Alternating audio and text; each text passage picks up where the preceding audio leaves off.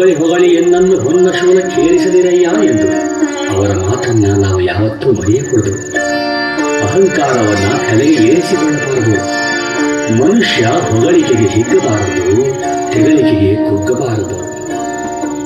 ಬ್ರಹ್ಮ ಪದವಿಯನ್ನಲ್ಲಿ ವಿಷ್ಣು ಪದವಿಯನ್ನಲ್ಲಿ ಎಂಬ ಅಣ್ಣನವರ ವಚನ ನಮಗೆ ದಾರಿದೀಪವಾಗಬೇಕು. ಮಾದೇವಿ, ನಮಗೆ ಆ ಶಿವನ ಒಲುಮೆ ಇದ್ದರೆ ಸಾಕು, ಮತ್ತೇನೂ ಬೇಡ. ಹೂಗಳ ತನದಲ್ಲಿ ನಾನು ಹೂಗಳ ಜೊತೆ ಮಾತನಾಡುತ್ತಿರುವಾಗ ಶಿವ ಜಂಗಮವೇಶದಲ್ಲಿ ಬಂದ. ನಾನು ಕಾಯಕದಲ್ಲಿ ಮಗ್ನನಾಗಿರುವಾಗ ತನ್ನ ನಿಜ ರೂಪವನ್ನು ತೋರಿದ. ಯಾರು ಹೂಗಾರ ಕಾಯಕವನ್ನು ಸತ್ಯ, ಧರ್ಮ, ನಿಷ್ಠೆ, ಭಕ್ತಿ ಭಾವಗಳಿಂದ ಮಾಡುವರೋ ಅವರು ಸದಾ ಸುಖಿಗಳಾಗಿರುತ್ತಾರೆಂದು ಹೇಳಿ ಶಿವ ಮಾಯವಾದನು.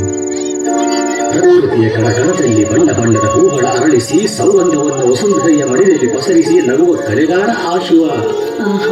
ನಿಜ ಸ್ವಾಮಿ, ಹೂಪತ್ರೆಗಳನ್ನು ಬಿಡಿಸುತ್ತಿದ್ದರೆ ವನದಲ್ಲಿ ಅಂಗಾಂಗ ಯೋಗದಲ್ಲಿರುತ್ತೀರಿ. ಹೂಮಾಲೆಗಳನ್ನು ಮಾಡುತ್ತಿದ್ದರೆ ಪ್ರಾಣಲಿಂಗದಲ್ಲಿ ಧ್ಯಾನಸ್ಥರಾಗಿರುತ್ತೀರಿ. ನಿಮ್ಮ ಭಕ್ತಿಯು ಶಿವನಿಗೆ ಬಹಳ ಪ್ರಿಯವಾಗಿರುತ್ತದೆ. ನಿಮ್ಮ ಕಾಯಕವೇ ಅವರಿಗೆ ಅರ್ಪಿತವಾಗಿದೆ. ಆ ದೇವತೆಗಳ ಕೊರಳಿನ ಹೂಮಾಲೆಗಳೇ ನಾಚಿಸುವಂತಿದೆ.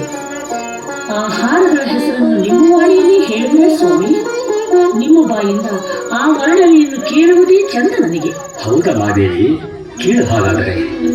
ಮಲ್ಲಿಗೆಯ ನಾಗಕುಂಡಲ, ಇರುವಂತಿಗೆಯ ಕಂಠಮಾಲೆ, ದುಂಡು ಮಲ್ಲಿಗೆಯ ಪುಸ್ತಕ, ಜಾಜಿಯ ರೂಪರಸರ, ಮಾಧವಿಯ ಮುದ್ರಿಕೆ, ಮರಗಡನೆಯ